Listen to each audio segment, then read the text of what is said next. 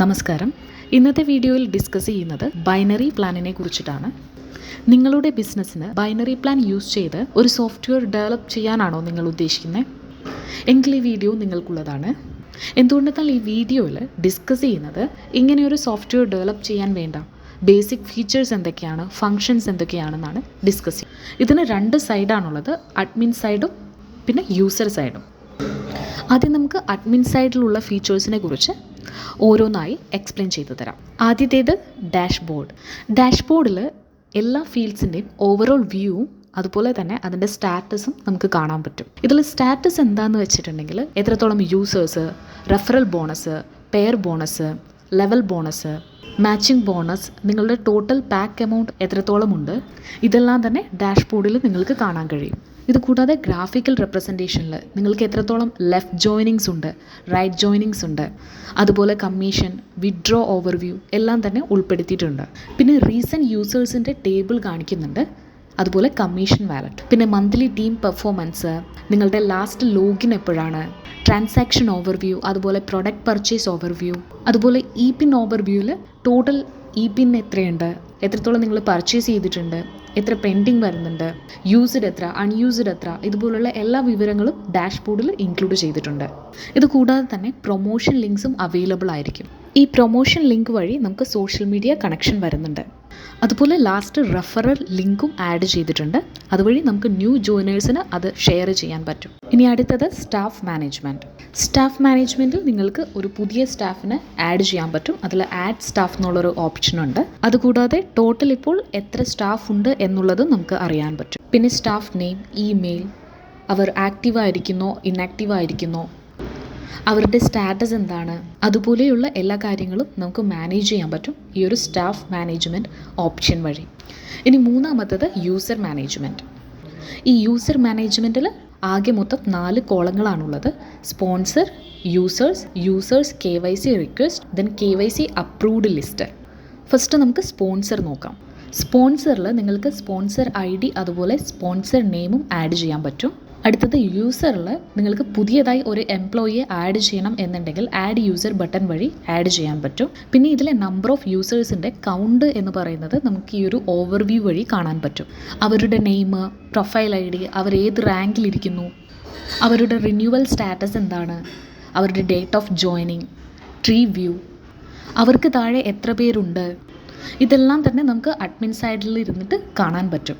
ഇതുകൂടാതെ നമുക്ക് അവർ ആക്റ്റീവായിരിക്കണോ അല്ലെങ്കിൽ ഇനാക്റ്റീവ് ആയിരിക്കണോ എന്നുള്ളത് മാനേജ് ചെയ്യാൻ പറ്റും. അതല്ലാതെ നമുക്ക് ഇവരുടെ ഡീറ്റെയിൽസ് എന്തെങ്കിലും എഡിറ്റ് ചെയ്യണമെന്നുണ്ടെങ്കിൽ അതും ചെയ്യാൻ പറ്റും. ഇതുകൂടാതെ മുകളിൽ ഒരു ഓപ്ഷൻ കൊടുത്തിട്ടുണ്ട്, അതായത് റിപ്പോർട്ട് നമുക്ക് PDF ആയും Excel ആയും എക്സ്പോർട്ട് ചെയ്തെടുക്കാൻ പറ്റും. ഇതിൽ ഗ്രൂപ്പ് ആക്ടിവേഷനും ചെയ്യാൻ പറ്റും. ഈ ഒരു ചെക്ക് ബോക്സ് യൂസ് ചെയ്തിട്ട് ഓവറോൾ ആക്റ്റീവ് അല്ലെങ്കിൽ ഇനാക്റ്റീവ് സ്റ്റാറ്റസിലേക്ക് മാറ്റാനായിട്ട് പറ്റുന്നുണ്ടാവും. ഇനി അടുത്തത് KYC റിക്വസ്റ്റ്. ഇപ്പോൾ യൂസറുടെ അടുത്ത് നിന്ന് വരുന്ന എല്ലാ KYC റിക്വസ്റ്റും നമുക്ക് ഈ ഒരു പോർഷനിലാണ് കാണാൻ പറ്റുന്നത്. ഇതിൽ യൂസറുടെ name, account number, bank name, Aadhaar number, Aadhaar image എല്ലാം തന്നെ ഇതിൽ വിസിബിൾ ആയിരിക്കും. ഇവിടെ നമ്മുടെ ഭാഗത്ത് നിന്ന് KYC അപ്രൂവ് ചെയ്താൽ മാത്രമേ അവർക്ക് KYC റിക്വസ്റ്റ് കംപ്ലീറ്റ് ചെയ്യാൻ പറ്റുന്നുള്ളൂ. ഇനി അടുത്തത് KYC അപ്രൂവ്ഡ് ലിസ്റ്റ്. നമ്മൾ അപ്രൂവ് ചെയ്തിട്ടുള്ള എല്ലാ ഡീറ്റെയിൽസും ഇതിൽ അവൈലബിൾ ആയിരിക്കും. ഇതുവരെ നമ്മൾ എത്ര KYC അപ്രൂവ് ചെയ്തിട്ടുണ്ടെന്നുള്ള ഡീറ്റെയിൽസും കിട്ടും. ഇതും നമുക്ക് റിപ്പോർട്ട്സ് എടുക്കാവുന്നതാണ്, PDF ആയോ Excel ആയോ. നാലാമതായി വരുന്നത് നെറ്റ്വർക്ക്. നെറ്റ്വർക്കിൽ ആകെ മൊത്തം 4 സബ് കാറ്റഗറീസ് ആണ് വരുന്നത്. Tree structure, downline members, referral list, drop down view. ഇതിൽ ട്രീ സ്ട്രക്ചർ എന്തിനാണെന്ന് വെച്ചിട്ടുണ്ടെങ്കിൽ അഡ്മിൻ സൈഡിൽ നിന്ന് നോക്കുമ്പോൾ ഒരു യൂസറിന് താഴെയായിട്ട് എത്ര ആളുകൾ ഉണ്ട് എന്നുള്ളത് മനസ്സിലാക്കാൻ പറ്റും. ഇതിലൂടെ യൂസർക്ക് താഴെ എത്ര പേരുണ്ട്, അതിന് താഴെ എത്ര പേരുണ്ട്, ഈയുള്ള വിവരങ്ങൾ മനസ്സിലാക്കാൻ പറ്റുന്നുണ്ടാവും. ഇനി നിങ്ങൾക്ക് ട്രീ സ്ട്രക്ചർ മനസ്സിലാക്കാൻ ബുദ്ധിമുട്ടുണ്ട് എന്നുണ്ടെങ്കിൽ ഡൗൺലൈൻ മെമ്പർ ലിസ്റ്റ് ഉണ്ട്. ഇതിൽ താഴെയുള്ള മെമ്പേഴ്സിൻ്റെ ഡീറ്റെയിൽസ് ലിസ്റ്റ് ബൈ ലിസ്റ്റ് ആയിട്ട് കാണിക്കുന്നുണ്ട്. അടുത്തത് റെഫറൽ ലിസ്റ്റ്. യൂസേഴ്സിനെ എല്ലാം ആരാണ് റെഫർ ചെയ്തിരിക്കുന്നത്, ആര് റെഫർ ചെയ്തിട്ടാണ് ഈ യൂസർ ജോയിൻ ആയിരിക്കുന്നത്, ഈ ഒരു വിവരങ്ങളെല്ലാം തന്നെ അതിൽ നിന്ന് അറിയാൻ പറ്റും. അടുത്തത് drop down view. Tree structure view മനസ്സിലാക്കാൻ പറ്റാത്ത എല്ലാവർക്കും ഡ്രോപ്പ് ഡൗൺ വ്യൂ യൂസ് ചെയ്യാം. ഇതിൽ നോക്കിയിട്ടുണ്ടെങ്കിൽ നിങ്ങൾക്ക് ഓരോരുത്തരുടെ താഴെ ആരൊക്കെയാണ് ഉള്ളതെന്നുള്ള കാര്യം കറക്റ്റായി മനസ്സിലാക്കാൻ പറ്റുന്നുണ്ടാവും. ഇനി അഞ്ചാമത്തത് ഇ പിൻ മാനേജ്മെൻറ്റ്. ഇ പിൻ മാനേജ്മെൻറ്റ് എന്ന് പറഞ്ഞാൽ ഇലക്ട്രോണിക് പിൻ മാനേജ്മെൻറ്റ്. യൂസറിന് വെബ്സൈറ്റിനുള്ളിലേക്ക് വരാൻ 2 ഗേറ്റ് വേ ആണുള്ളത്. ഒന്ന് ഇ പിൻ, മറ്റൊന്ന് മാനുവലായിട്ട് അവരുടെ പേ സ്ലിപ്പ് ഡൗൺലോഡ് ചെയ്ത് അപ്ലോഡ് ചെയ്യുന്നത്. ഇതിൽ ഇ പിൻ വഴി വരുന്നവർക്ക് നമ്മൾ അവർക്ക് മാത്രമായി ഒരു ഇ പിൻ ജനറേറ്റ് ചെയ്ത് കൊടുക്കാം. ഇതിൽ നിങ്ങൾ ജനറേറ്റ് ചെയ്യുന്ന ഇ പിൻ എല്ലാം തന്നെ ഈ ഒരു ഇ പിൻ ലിസ്റ്റിൽ കാണിക്കുന്നുണ്ടാവും. ഇനി യൂസറിൻ്റെ ഭാഗത്ത് നിന്ന് ഇ പിൻ പർച്ചേസ് ചെയ്യുമ്പോൾ വരുന്ന അപ്രൂവൽ എല്ലാം തന്നെ ഈ ഒരു ഇ പിൻ അപ്രൂവൽ എന്നുള്ള ഭാഗത്ത് കാണാൻ പറ്റുന്നുണ്ടാവും. നിങ്ങൾ ഇതുവരെ എത്ര ഇ പിൻ ട്രാൻസ്ഫർ ചെയ്തിട്ടുണ്ടെന്നുള്ളത് ഈ ഒരു ഭാഗത്ത് വ്യക്തമായി കാണാൻ സാധിക്കും. ഇനി ഇ പിൻ ലിസ്റ്റിൽ ജനറേറ്റ് ചെയ്ത ഇ പിൻ ഐ ഡി, അതുപോലെ മെമ്പർഷിപ്പ് ടൈപ്പ്, നെയിം, ആരാണ് വാങ്ങിയിട്ടുള്ളത്, ഇതുപോലുള്ള വിവരങ്ങൾ എല്ലാം തന്നെ ഈ ഇ പിൻ ലിസ്റ്റിൽ നിന്ന് അറിയാൻ കഴിയുന്നതാണ്. ഇനി പുതിയതായി ഇ പിൻ ജനറേറ്റ് ചെയ്യണം എന്നുണ്ടെങ്കിൽ ആഡ് ഇ പിൻ എന്നുള്ളൊരു ഓപ്ഷൻ കൊടുത്തിട്ടുണ്ട്. ഇനി പ്രൊഡക്റ്റ് മാനേജ്മെൻറ്റ്. ഇതിൽ category management, product details, purchase history, product dispatch, product delivered, ഇതുപോലുള്ള 5 കോളങ്ങളാണ് കാണാൻ കഴിയുന്നത്. ഇനി കാറ്റഗറി മാനേജ്മെൻറ്റിൽ എന്താ വരുന്നത് എന്നുള്ളത് നോക്കാം. നിങ്ങളുടെ പ്രൊഡക്ട്സ് കാറ്റഗറി, പ്രൊഡക്ട്സിനെ നിങ്ങൾക്ക് ഓരോ ഗ്രൂപ്പായി കാറ്റഗറി ചെയ്തിട്ട് ഓരോ നെയിം കൊടുക്കാം. അതിനുവേണ്ടി നിങ്ങൾക്ക് ആഡ് കാറ്റഗറി എന്നുള്ളൊരു ഓപ്ഷൻ ഉണ്ട്. അടുത്തത് പ്രൊഡക്റ്റ് ഡീറ്റെയിൽസ്. നിങ്ങളുടെ വെബ്സൈറ്റിൽ കൊടുക്കാനുള്ള പ്രൊഡക്ട്സ് ഇവിടെ നിന്ന് നിങ്ങൾക്ക് മാനേജ് ചെയ്യാൻ പറ്റും. ഏതൊക്കെ പ്രൊഡക്റ്റ് ആഡ് ചെയ്യാം എന്നുള്ളത് കൺട്രോൾ ചെയ്യാൻ പറ്റും. ആ ഒരു പ്രൊഡക്റ്റ് സ്റ്റോക്കിലുണ്ടോ, അതിൻ്റെ വില എത്രയാണ്, അത് പുതിയ പ്രൊഡക്റ്റാണോ പഴയ പ്രൊഡക്റ്റാണോ, ഇതെല്ലാം തന്നെ ഈ ഒരു ഭാഗത്ത് മാനേജ് ചെയ്യാൻ പറ്റുന്നതാണ്. ഇനി നിങ്ങൾക്ക് പുതിയതായി ഏതെങ്കിലും പ്രൊഡക്റ്റ് ആഡ് ചെയ്യണം എന്നുണ്ടെങ്കിൽ ആഡ് പ്രൊഡക്ട്സ് എന്നുള്ള ഓപ്ഷൻ ഉപയോഗിക്കാൻ പറ്റുന്നതാണ്. ഇവിടെയും നിങ്ങൾക്ക് ഗ്രൂപ്പ് ആക്ടിവേഷനും ഇനാക്ടിവേഷനും ചെയ്യാനുള്ള ഓപ്ഷൻ ഉണ്ട്. ഇനി പർച്ചേസ് ഹിസ്റ്ററി. നിങ്ങളുടെ യൂസേഴ്സ് ഏതൊക്കെ പ്രൊഡക്ട്സ് പർച്ചേസ് ചെയ്തിട്ടുണ്ട് അതിൻ്റെ എല്ലാവിധ ഡീറ്റെയിൽസും ഈ ഒരു പർച്ചേസ് ഹിസ്റ്ററിയിൽ ആഡ് ചെയ്തിട്ടുണ്ട്. അതുപോലെ അവർ പർച്ചേസ് ചെയ്യുമ്പോൾ നിങ്ങൾക്കൊരു റിക്വസ്റ്റ് വരും. ആ പർച്ചേസ് നമ്മൾ അപ്രൂവ് ചെയ്താൽ മാത്രമേ അത് അവർക്ക് പർച്ചേസ് ചെയ്യാൻ പറ്റുകയുള്ളൂ. ഇനി പർച്ചേസിന് ശേഷം അത് ഡിസ്പാച്ച് ആവണം എന്നുണ്ടെങ്കിലും അഡ്മിൻ്റെ അപ്രൂവൽ വേണം. അതിനുള്ള ഓപ്ഷനാണ് ഈ കാണിക്കുന്നത്. ഈ ഒരു കോളത്തിൽ transaction I D, profile I D, pay date, pay slip, വിവിധ എല്ലാ ഡീറ്റെയിൽസും കാണാൻ കഴിയുന്നുണ്ടാവും. നിങ്ങളിത് ചെക്ക് ചെയ്ത് ഡിസ്പാച്ച് ഓപ്ഷൻ കൊടുത്താൽ മാത്രമേ ആ ഒരു പ്രൊഡക്റ്റ് ഡിസ്പാച്ച് ആവുകയുള്ളൂ. ഇനി ഡിസ്പാച്ച് ചെയ്ത പ്രൊഡക്റ്റ് കറക്റ്റായിട്ട് ഡെലിവറി ആവുന്നുണ്ടോ ഇല്ലയോ എന്നറിയാൻ വേണ്ടിയിട്ടാണ് ഈ ഒരു ഓപ്ഷൻ, പ്രൊഡക്റ്റ് ഡെലിവറി ലിസ്റ്റ്. ഇതിൽ നിങ്ങൾക്ക് courier name, courier number, dispatch date, delivery date ഇതെല്ലാം തന്നെ കാണാൻ കഴിയുന്നുണ്ടാവും.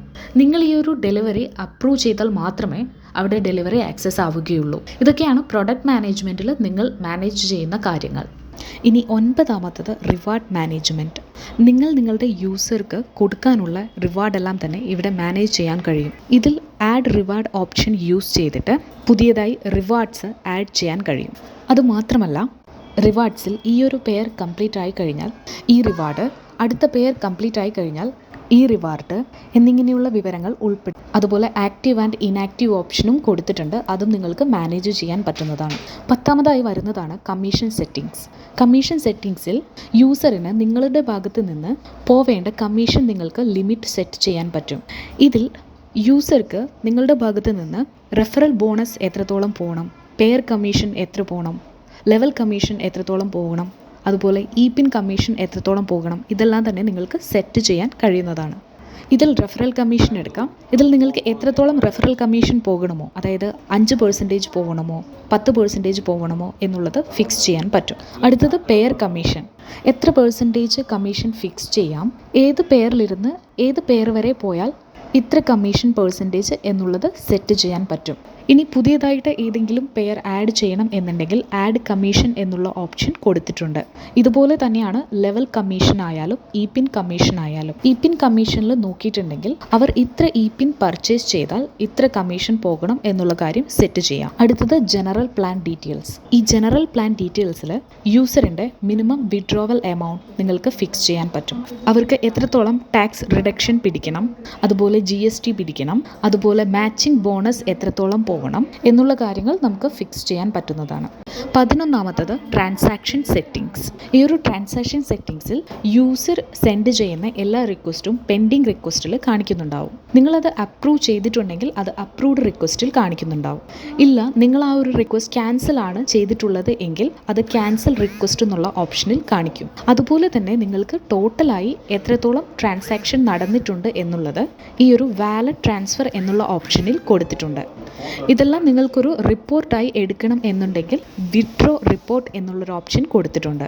അതിൽ നിന്ന് റിപ്പോർട്ട് PDF ഫോർമാറ്റിലോ Excel ഫോർമാറ്റിലോ നിങ്ങൾക്ക് എടുക്കാവുന്നതാണ്. ഈ ഒരു വിഡ്രോ റിപ്പോർട്ടിൽ നിങ്ങളുടെ കസ്റ്റമറിൻ്റെ പ്രൊഫൈൽ ഡീറ്റെയിൽസ്, അവർ എത്ര എമൗണ്ട് എടുത്തിട്ടുണ്ട്, അതിൻ്റെ ടാക്സ് എത്രയാണ്, കമ്മീഷൻ, അതുപോലെ ഏത് ഡേറ്റിലാണ് എടുത്തിരിക്കുന്നത്, അവരുടെ IP അഡ്രസ്സ് എന്നുള്ള വിവരങ്ങളെല്ലാം തന്നെ ലഭിക്കുന്നുണ്ട്.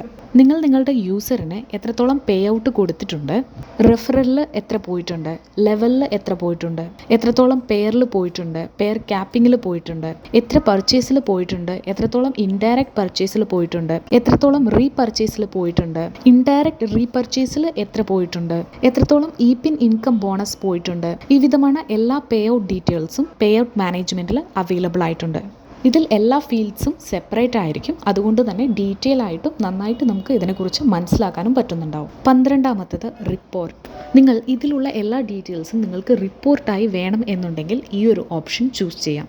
ഇതിൽ എല്ലാ ഫീൽഡ്സും ഓരോ റിപ്പോർട്ടായിട്ട് നിങ്ങൾക്ക് എക്സ്പോർട്ട് ചെയ്യാൻ പറ്റും. നിങ്ങളുടെ user report, renewable report, package purchase report, എത്രത്തോളം ഇൻകം ആയിട്ടുണ്ട് എന്നുള്ളതിൻ്റെ റിപ്പോർട്ട്, ബോണസ് റിപ്പോർട്ട്, അതുപോലെ എത്രത്തോളം പ്രൊഡക്റ്റ് പർച്ചേസ് ആയിട്ടുണ്ട് എന്നുള്ളതിൻ്റെ റിപ്പോർട്ട്, നിങ്ങളുടെ ഡെലിവറി റിപ്പോർട്ട്, വിഡ്രോ റിപ്പോർട്ട്, ഇതുപോലുള്ള എല്ലാ റിപ്പോർട്ടും തന്നെ ഈ ഒരു റിപ്പോർട്ട് മാനേജ്മെൻറ്റിൽ അവൈലബിൾ ആയിട്ടുണ്ട്. അടുത്തത് സൈറ്റ് സെറ്റിംഗ്സ്. ഇത് വളരെ ഇമ്പോർട്ടൻ്റ് ആയിട്ടുള്ളൊരു ഫീച്ചറാണ്. എന്തുകൊണ്ടെന്നാൽ ഈ ഒരു സൈറ്റ് സെറ്റിംഗ്സിലാണ് നിങ്ങളുടെ വെബ്സൈറ്റിൻ്റെ ജനറൽ സെറ്റിംഗ്സ് എല്ലാം കാണാൻ കഴിയുന്നത്. ഈ ഒരു സെറ്റിംഗ്സിലാണ്. എന്തുകൊണ്ടെന്നാൽ വെബ്സൈറ്റിൻ്റെ ബാങ്ക് ഡീറ്റെയിൽസ്, അതിൻ്റെ പാസ്വേഡ്, വെബ്സൈറ്റിൽ ഇടാനുള്ള ലോഗോ എന്താണ്, വെബ്സൈറ്റ് ലിങ്ക്, അതുപോലെ വെബ്സൈറ്റ് ടൈറ്റിൽ, നിങ്ങളുടെ കീവേഡ് ആൻഡ് ഡിസ്ക്രിപ്ഷൻ, ഇതുപോലുള്ള എല്ലാ കാര്യങ്ങളും സൈറ്റ് സെറ്റിംഗ്സിലാണ് നിങ്ങൾക്ക് മാനേജ് ചെയ്യാൻ പറ്റുന്നത്. നിങ്ങളുടെ വെബ്സൈറ്റിൻ്റെ ഫീച്ചർ ഡോക്യുമെൻ്റ് പോലും നിങ്ങൾക്ക് ഇവിടെ അപ്ലോഡ് ചെയ്യാനുള്ള ഓപ്ഷൻ ഉണ്ട്. 15ാമത് വരുന്നതാണ് ബിസിനസ് സെറ്റിംഗ്സ്. ഇതിൽ ബിസിനസ് സെറ്റിംഗ്സ് എന്തിനാണെന്ന് വെച്ചിട്ടുണ്ടെങ്കിൽ നിങ്ങൾക്ക് നിങ്ങളുടെ ഇമെയിൽ അഡ്രസ്സ് ഇവിടെ മെയിൻറ്റെയിൻ ചെയ്യാൻ പറ്റും. അതുപോലെ ഇതിൽ അഡ്വാൻസ് സെറ്റിംഗ്സും ഉണ്ട്. ഈ ഒരു അഡ്വാൻസ് സെറ്റിംഗ്സിൽ നിങ്ങൾക്ക് നിങ്ങളുടെ യൂസറിൻ്റെ പ്രിഫിക്സ് സ്റ്റേറ്റ്മെൻറ്റ് എഡിറ്റ് ചെയ്യാനും ഫിക്സ് ചെയ്യാനും കഴിയുന്നുണ്ട്. അതുപോലെ ഇപിൻ ഓപ്ഷൻ വേണോ വേണ്ടയോ, ലെഗ് സെലക്ഷൻ ഓപ്ഷൻ വേണോ വേണ്ടയോ, അവർക്ക് റാങ്കിങ് ബേസ്ഡ് ആയിട്ടുള്ള റിവാർഡ് വേണോ വേണ്ടയോ, referral pay out, level pay out, pair capping വേണോ വേണ്ടയോ എന്നുള്ള എല്ലാ കാര്യങ്ങളും തന്നെ നമുക്ക് മാനേജ് ചെയ്യാൻ പറ്റുന്നതാണ്. കൂടാതെ അടുത്തത് പ്രൊജക്റ്റ് എൻക്വയറി. നിങ്ങളുടെ വെബ്സൈറ്റിൽ ആരെങ്കിലും എൻക്വയറി ചെയ്യണം എന്ന് വിചാരിച്ചിട്ടുണ്ടെങ്കിൽ അവർ ഇമെയിൽ ചെയ്യും. ആ ഒരു ഇമെയിൽസ് എല്ലാം തന്നെ ഈ ഒരു പ്രൊജക്റ്റ് എൻക്വയറി എന്നുള്ള ഫീൽഡിലായിരിക്കും നിങ്ങൾക്ക് വിസിബിൾ ആകുന്നത്. അതുകൊണ്ട് ഈ ഫീൽഡ് നിങ്ങൾക്ക് നിങ്ങളുടെ ബിസിനസ് ഡെവലപ്പ് ചെയ്യാനായിട്ട് ഹെൽപ്ഫുള്ളാവും. 16th വരുന്നതാണ് CMS മാനേജ്മെൻറ്റ്. CMS എന്ന് പറയുന്നത് കണ്ടൻറ് മാനേജ്മെൻറ്റ് സിസ്റ്റം. നിങ്ങളുടെ വെബ്സൈറ്റിൽ ഉൾപ്പെടുത്തേണ്ട കണ്ടൻറ്റ് നിങ്ങൾക്ക് ഇവിടെ നിന്ന് മാനേജ് ചെയ്യാൻ പറ്റും. ഇൻഡെക്സിൽ എന്ത് വേണം, എബൌട്ട് അസിൽ എന്ത് വേണം, നിങ്ങളുടെ ഹൗ ഇറ്റ് വർക്ക്സ് എന്ന പേജിൽ എന്ത് വേണം, അതർ CMSൽ എന്തെല്ലാം കണ്ടൻറ്റ് വേണം, ഇതെല്ലാം നിങ്ങൾക്ക് തന്നെ മാനേജ് ചെയ്യാൻ പറ്റും. അതിനു വേണ്ടിയിട്ടാണ് CMS മാനേജ്മെൻറ്റ്. 13ാമത്തേത് വളരെ ഇമ്പോർട്ടൻ്റ് ആയിട്ടുള്ള ഒരു സെക്ഷനാണ് മെയിലിംഗ് സപ്പോർട്ട്. അഡ്മിൻ സൈഡിലിരുന്ന് യൂസർക്കും യൂസർ സൈഡിലിരുന്ന് അഡ്മിനും ഉള്ള കമ്മ്യൂണിക്കേഷൻ ഡെവലപ്പ് ചെയ്യുന്നത് ഈ ഒരു മെയിലിംഗ് സെക്ഷനാണ്. ഇതൊരു ഇമ്പോർട്ടൻ്റ് ആയിട്ടുള്ള ഫീച്ചറാണ്. ഈ ഒരു ഫീച്ചറിൽ നിങ്ങൾക്ക് ഒരു മെയിൽ കമ്പോസ് ചെയ്യാൻ കഴിയണം. ഔട്ട്ബോക്സ് വേണം, റീഡ് മെയിൽ ഓപ്ഷൻ വേണം, അൺറീഡ് മെയിൽ വേണം, അതുപോലെ ഫോർവേഡ് മെയിലും വേണം. ഇതുപോലെ എല്ലാ ഓപ്ഷൻസും നിങ്ങൾക്ക് അവൈലബിൾ ആയിട്ട് വേണം. ഇതൊക്കെയാണ് ഒരു മെയിലിൻ്റെ ബേസിക് ഫീച്ചേഴ്സ് എന്ന് പറയുന്നത്. ഇനി ഇതൊന്നും കൂടാതെ വേറെ എന്തൊക്കെ ഫീച്ചേഴ്സാണ് ഉള്ളതെന്ന് വെച്ചിട്ടുണ്ടെങ്കിൽ കൺട്രി മാനേജ്മെൻറ്റ് ഫീച്ചർ. ഏതൊക്കെ കൺട്രിയിൽ നിന്ന് ആരൊക്കെ നിങ്ങൾക്ക് യൂസറായിട്ട് വരണം എന്നുള്ളത് മാനേജ് ചെയ്യാൻ പറ്റും. അതുപോലെ വെബ്സൈറ്റിലുള്ള ടെസ്റ്റിമോണിയൽസ് എല്ലാം തന്നെ ഈ ഒരു ടെസ്റ്റിമോണിയൽ മാനേജ്മെൻറ്റിലൂടെ മാനേജ് ചെയ്യാൻ പറ്റും.